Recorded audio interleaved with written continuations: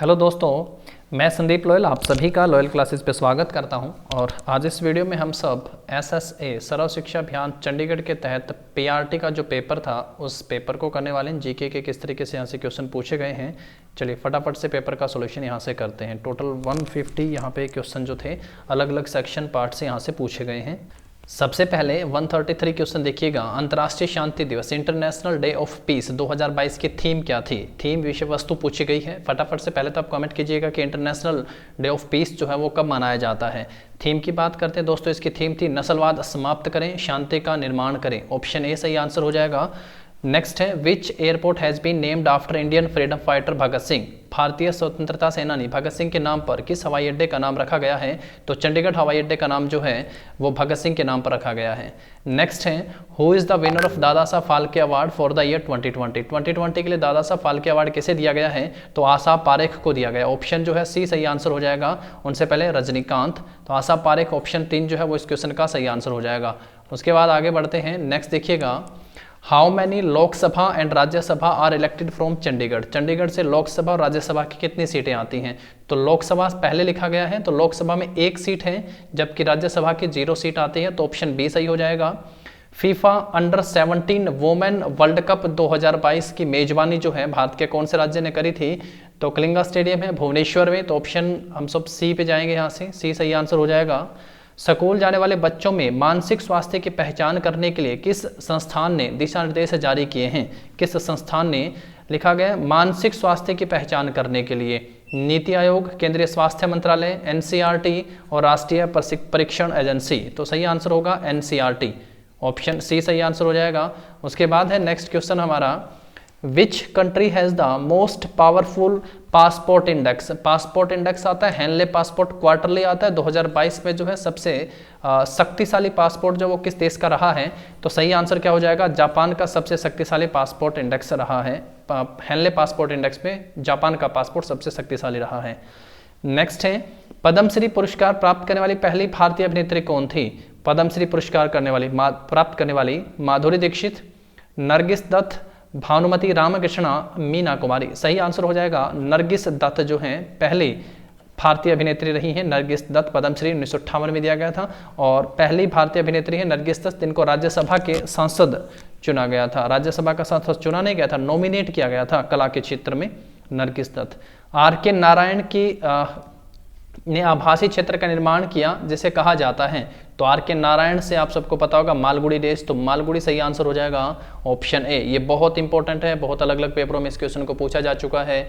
उसके बाद नेक्स्ट पे आते हैं। नेक्स्ट क्वेश्चन देखिएगा 126 पूछा है, नई दिल्ली में गणतंत्र दिवस परेड 2022 में पंजाब की झांकी का विषय क्या था? तो जलियांवाला बाग हत्याकांड, संगत और पंगत, स्वतंत्रता संग्राम में योगदान, गुरु तेग बहादुर जी की शहादत। तो ऑप्शन बी जो है वो सही आंसर हो जाएगा, गुरु तेग बहादुर जी की शहादत। स्वतंत्रता दिवस जो 2022 का था उसमें झांकी में थीम पूछी है। नेक्स्ट क्वेश्चन आते हैं 125, निम्नलिखित में से कौन सा सही नहीं है? भगत सिंह ने सेंट्रल असेंबली में बम फेंका था 1929 में, ये बिल्कुल सही है। गोलमेज सम्मेलन जो है दूसरा गोलमेज सम्मेलन 1931 में हुआ था जिसमें महात्मा गांधी ने भाग लिया था, ये भी बिल्कुल सही है।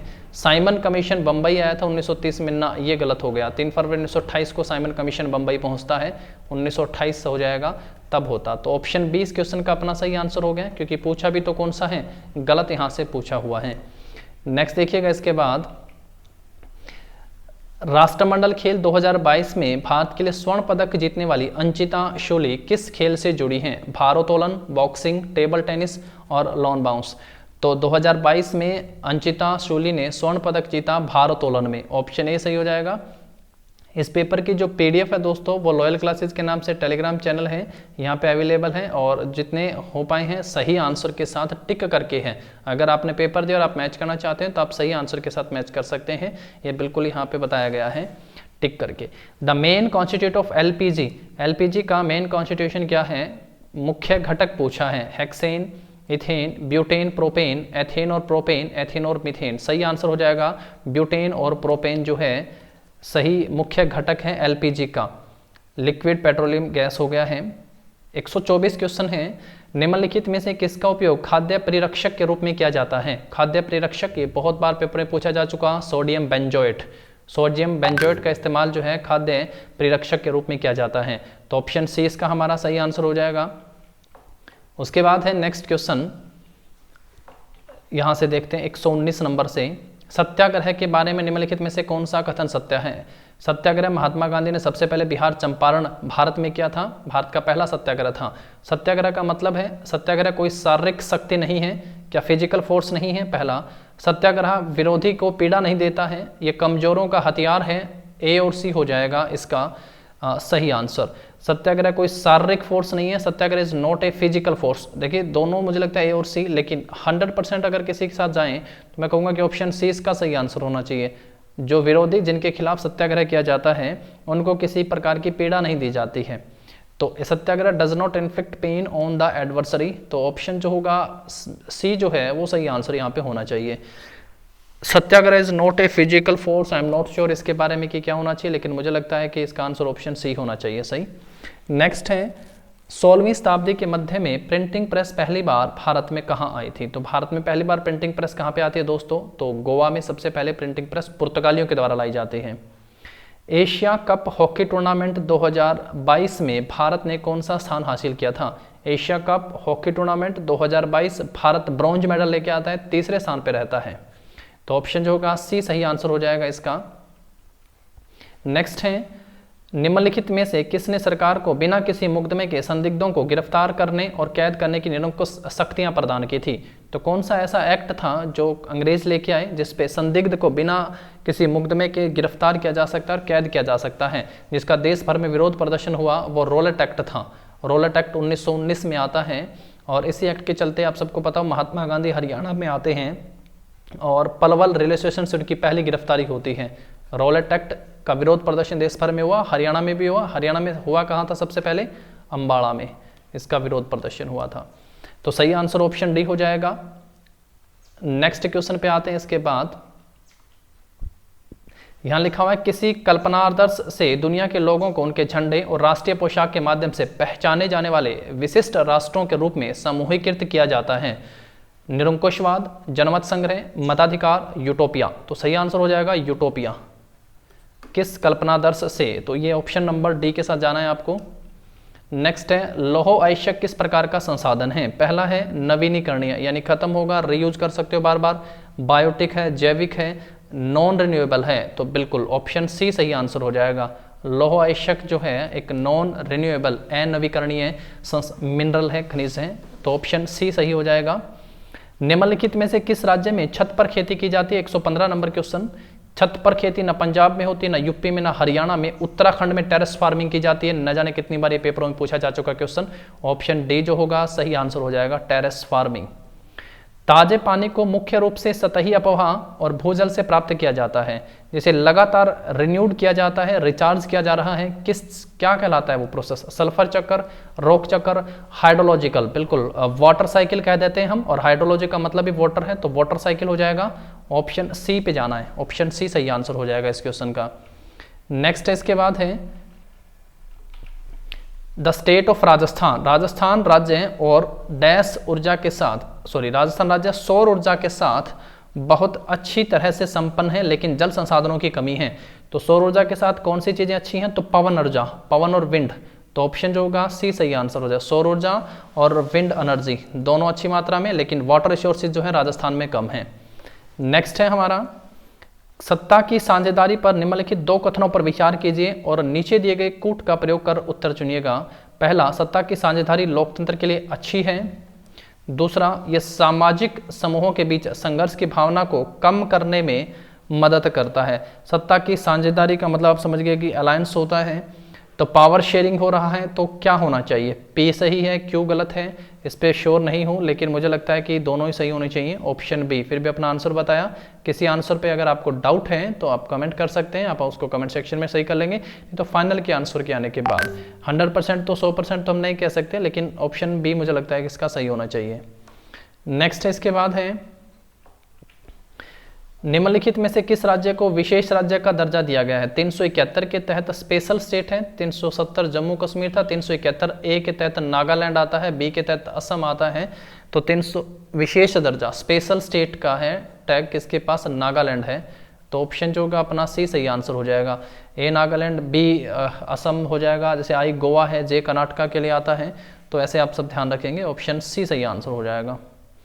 नेक्स्ट है, दुनिया भर के देशों में बहुराष्ट्रीय कंपनियां, एमएनसी होती है, मल्टीनेशनल कंपनी जो हैं, निवेश के लिए सबसे आम मार्ग क्या है? नए कारखाने स्थापित करना, स्थानीय कंपनियों के साथ साझेदारी करना, मौजूदा स्थानीय कंपनियों को खरीदना, या इनमें से कोई नहीं। मतलब सबसे आसान क्या होना चाहिए कि एमएनसी जो बहुराष्ट्रीय कंपनियां उनको क्या करना चाहिए? क्या नए कारखाने फटाफट से लगा लेने चाहिए, या जो मौजूद में कंपनियां हैं उनको खरीद लें, या जो कंपनियां हैं स्थानीय कंपनियां जो लोकल कंपनी हैं उनके साथ वो अलायंस कर ले, साझेदारी कर ले। बिल्कुल ये सही मार्ग है, ऑप्शन बी सही आंसर हो जाएगा इसका।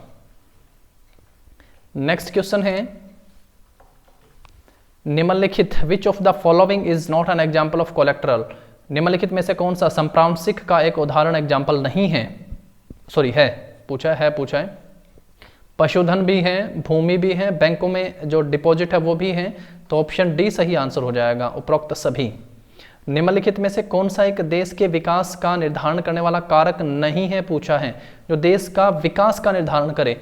Not a factor of determining development of a country, ये टिक के साथ टेलीग्राम चैनल है लॉयल क्लासेस के नाम से, ज्वाइन कर सकते हैं, वहां पे अवेलेबल है ये पेपर, वहां से आप सब इसको सोल्व कर सकते हैं।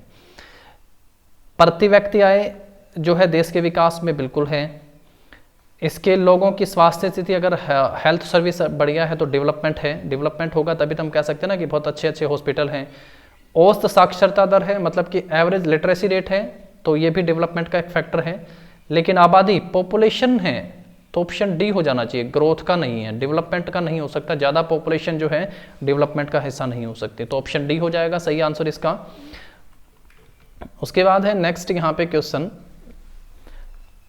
शिशु मृत्यु दर विशेष वर्ष में पैदा हुए 1000 है ना 100 लिखा हुआ है, जीवित बच्चों के अनुपात के रूप में डैश की आयु से पहले मरने वाले बच्चों की संख्या को इंगित करता है। तो 1 साल पहले मरने वाले, 1 साल के अंदर अंदर जितने जीवित बच्चे उनके ऊपर मृत बच्चों की संख्या को इंगित करता है, शिशु मृत्यु दर हो जाएगा। उसके बाद जो है यहाँ से पूछा हुआ है एक question, kitchen wastage can be hygienically disposed of, तो जो किचन का वेस्ट होता है उसे क्या करना चाहिए? तो कंपोस्टिंग द्वारा हो जाना चाहिए, ऑप्शन बी। कुछ मैथ के क्वेश्चन यहाँ से हम सब देख लेते हैं।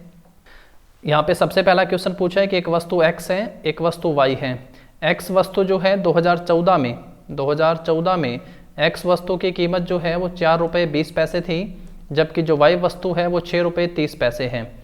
x में जो है हर साल कितना बढ़ता है? 40 पैसे की बढ़ोतरी होती है, जबकि y वाली वस्तु में हर साल 15 पैसे की बढ़ोतरी होती है। अगर दोनों को कंपेयर करोगे तो 25 पैसे की बढ़ोतरी जो है, क्योंकि ये भी 15 बढ़ रहे हैं, इसमें 25 पैसे की बढ़ोतरी जो है x वाली वस्तु में ज़्यादा हो रही है प्रत्येक साल। 2014 में अगर ये 4.20 पैसे हैं तो 2015 में कितना हो जाएगा? 4.45 पैसे। मतलब कि कहने का मतलब है ये कवर कर लेगा, जो बीच का गैप है ना उसको कवर करने की बात कर रहा हूँ। हालांकि आप सब जानते हैं कि 40 पैसे बढ़ेगा तो 4 रुपये 60 पैसे हो जाएगा, पर 15 ये भी तो बढ़ रहा है।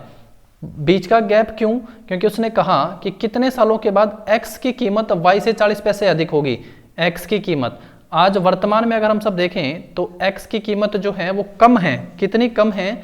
80, 180 और 210, 2 रुपये 10 पैसे कम है, और वो चाहता है कि 40 पैसे अधिक हो जाए। तो इसमें 210 में 40 पैसे और जोड़ देते हैं अगर हम, तो ये कितना हो जाएगा? 250 हो जाएगा, यानी 2.5 रुपये हो जाएगा। और हर साल वो कितना बढ़ रहा है? 25 पैसे बढ़ रहा है। तो 2.5 रुपये बढ़ने में कितना समय लग जाएगा? तो 10 साल का समय लग जाएगा। पहला ग्रोथ कब होगा? 2015 में, और 10 साल बाद होगा तो 2025 में, तो ऑप्शन सी हो जाएगा। नेक्स्ट देखिएगा, टेम्परेचर स्केल पे क्वेश्चन दिया गया है। टेम्परेचर स्केल पे कि 212 डिग्री फ़ारेनहाइट 100 डिग्री सेल्सियस पे उबलता है, 32 डिग्री फ़ारेनहाइट 0 डिग्री सेल्सियस पे उबलता है।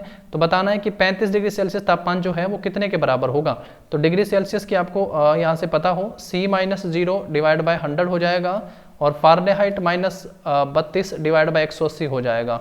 ये इनका रेशियो है।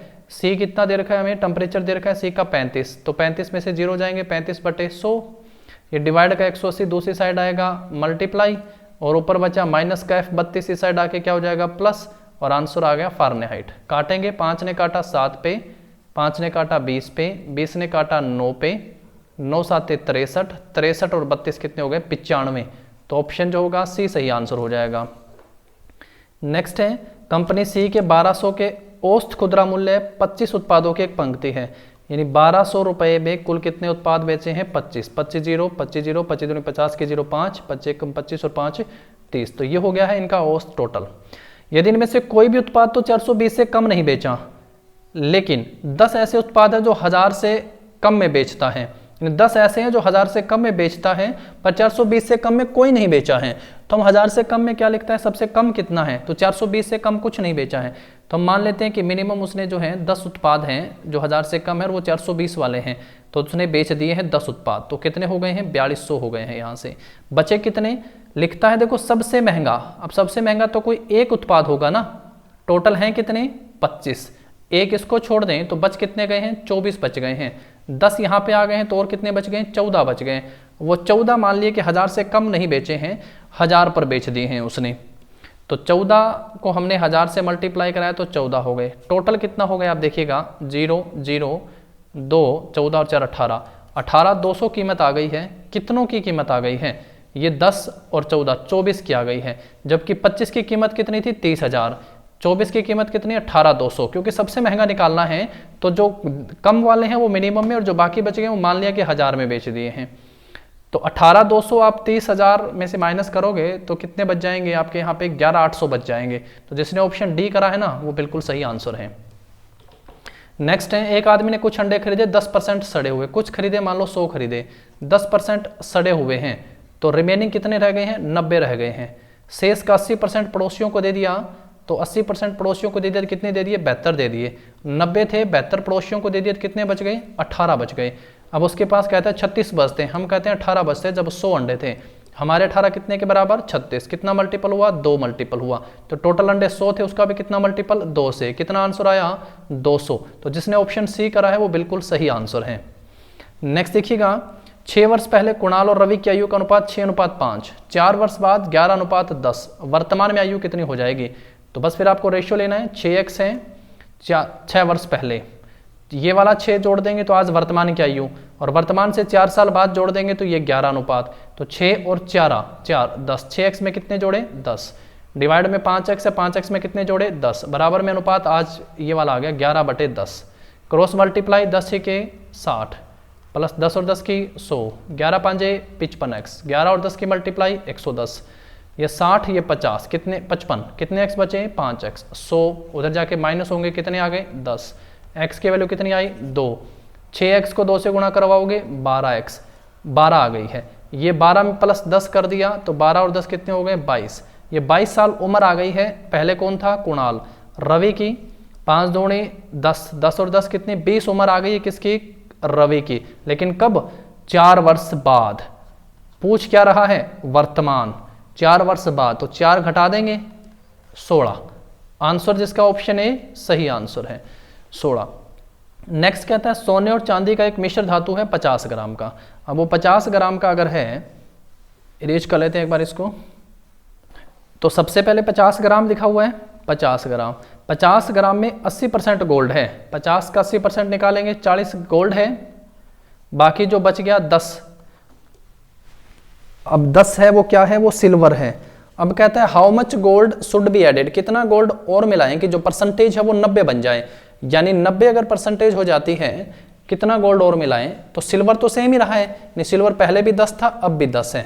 पहले ये 20% था, और अब क्योंकि गोल्ड जो है वो 90 है तो ये कितना रहा? 10% रहा। 10% की वैल्यू 10 है तो 90% की वैल्यू कितनी हो जाएगी? 90 हो जाएगी, यानी ये हो जाना चाहिए 90। पहले कितना था? 40, अब कितना हो गया? 90। तो गोल्ड कितना मिलाया? 50 मिलाया। तो गोल्ड कितने ग्राम मिलाया दोस्तों? 50 ग्राम। तो ऑप्शन क्या होगा अपना यहाँ पे? सी सही आंसर हो जाएगा।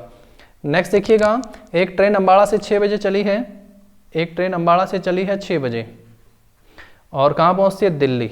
दिल्ली पहुँचती है 10 बजे, ने कितने देर में? 4 घंटे में ये ट्रेन पहुँच जाती है, 4 घंटे का समय लेती है।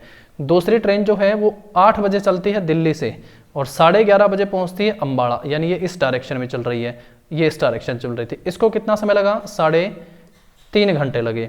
हमें ए और बी इसके बीच का एक डिस्टेंस मान लेते हैं, अम्बाड़ा और दिल्ली के बीच का, जो 4 और 3.5 का एलसीएम आए तो हम मान लेते हैं 28 कि ये दूरी कितनी थी? 28 दूरी थी। अब सवाल बिल्कुल आसान है, अगर ये गाड़ी 4 की स्पीड से 4 घंटे में पहुंचती है तो स्पीड कितनी रही होगी? 7 किलोमीटर प्रति घंटा। अगर ये गाड़ी 7/2 से चलती है तो स्पीड कितनी रही होगी 28/7/2। 7 चौके 28, 4 और 2 की मल्टीप्लाई कितना हो गया 8 किलोमीटर प्रति घंटा, ये स्पीड रही है दोनों की, अगर डिस्टेंस 28 है। अब देखो, अब वो 6 बजे चली है और एक ट्रेन 8 बजे चली है, तो मान लो कि 8 बजे ये वाली गाड़ी यहाँ पहुँच गई, क्योंकि 1 घंटे में 7 चलती है तो 2 घंटे में कितना चल गई है ये 14 चल चुकी है। टोटल दूरी 28 है, तो अब ये बीच का डिस्टेंस केवल इतना बचा है। और ये हमारी गाड़ी अब यहाँ 8 बजे चली है। अब दोनों गाड़ियाँ 8 बजे यहाँ से चलती हैं और ये वाली दूरी तय करती हैं, ये वाली जिसको मैंने डार्क कर दिया है। जब दोनों एक दूसरे के आमने सामने आती है तो स्पीड क्या होती है, ऐड हो जाती है। 7 और 8 की स्पीड कितनी हो गई है 15, जो है वो 7 और 8 की स्पीड हो गई है। कितनी स्पीड हो गई दोस्तों 15। दूरी बीच में कितनी बची हुई है, बीच में दूरी 15 किलोमीटर प्रति घंटे की रफ्तार से चलती है और बीच में दूरी है 14 किलोमीटर, स्पीड 15। ये फॉर्मूला किसका हो गया, टाइम का, स्पीड बटे डिस्टेंस बटे स्पीड। ये आएगा घंटे में, मिनट में कन्वर्ट करने के लिए 60 से गुणा। 15 चौके 60, 14 चौके 56। कितने बजे थे 8 बजे थे, यहाँ भी 8 बज के 56 मिनट पर दोनों गाड़ियाँ आपस में मिलेंगी। ऑप्शन सी जिसने करा बिल्कुल सही, ऑप्शन सी। दोस्तों ये सभी क्वेश्चन है ना सोल्व करके आप सबके पास ये पेपर भेज देता हूँ और टिक करके जहाँ पे लिख दूंगा कि ये आंसर है, आप सब मैच कर सकते हैं और आप सब क्वेश्चन निकालिएगा। प्रैक्टिस क्वेश्चन निकालने से होगी, क्योंकि 150 क्वेश्चन है, ये बहुत लेंथी पेपर हो जाएगा 150 क्वेश्चन करना। तो जो जितने टिक है वो आंसर यहाँ पे मैं आप सबके लिए कर देता हूँ और फिर आप सब भी अपने हाथ से निकाल के देखिएगा आंसर। जैसे नेक्स्ट क्वेश्चन भी है, ये बहुत आसान क्वेश्चन दिया गया है यहाँ पे। ए, बी और टंकी, एक टंकी जो है वो 20 मिनट में भरती है, बी वाली जो है पाइप वो एक टंकी को 30 मिनट में, और सी खाली करने का काम करती है, वो उस टैंक को कितने मिनट में खाली कर रहा है 15 मिनट में। बस तीनों का एलसीएम लेना है, एलसीएम आ गया है 60। टंकी की क्षमता है 60 लीटर। ये कितना पानी 3 लीटर पानी 1 मिनट में, ये 2 लीटर पानी 1 मिनट में, और ये 4 लीटर पानी माइनस करेगी 1 मिनट में। लिखता है ए, बी और सी को वैकल्पिक रूप से खोला जाता है। ए, बी और सी को अगर वैकल्पिक रूप से खोला जाता है तो प्रत्येक को 1 मिनट के लिए बारी बारी से है, मतलब तो टंकी को भरने में कितना समय लगा। अब देखो पहले 1 मिनट हुआ, पहले 1 मिनट में ए को खोला गया, ए ने कितना पानी डाला 3। फिर बी की बारी आई, बी ने कितना पानी डाला 2। फिर सी की बारी आई, सी ने कितना पानी निकाला 4। टोटल पानी 5 भरा था, 4 निकल गया, तो 1 लीटर पानी अभी टंकी के अंदर बचा है। पहला मिनट ए का था, दूसरा मिनट बी का था, तीसरा मिनट सी का था। टोटल कितने मिनट लगे 3 मिनट लगे। कितना पानी आया 1 लीटर। पानी कितना आना है 60, तो 1 को कितने से मल्टीप्लाई कराएंगे तब 60 बनेगा 60 से। तो 3 को भी कितने से गुणा कराना पड़ेगा 60 से, तो 3 को 60 से कराया 180। टंकी कितने मिनट में भरेगी दोस्तों, तो 180 मिनटों में टंकी भर जाएगी। ऑप्शन डी सही आंसर होगा। तो ऐसे सही लिख दिए जाएंगे सारे क्वेश्चन, आप सब ट्राई कर सकते हैं। एक बार वीडियो को लाइक और शेयर कर दीजिएगा सभी। Thank you.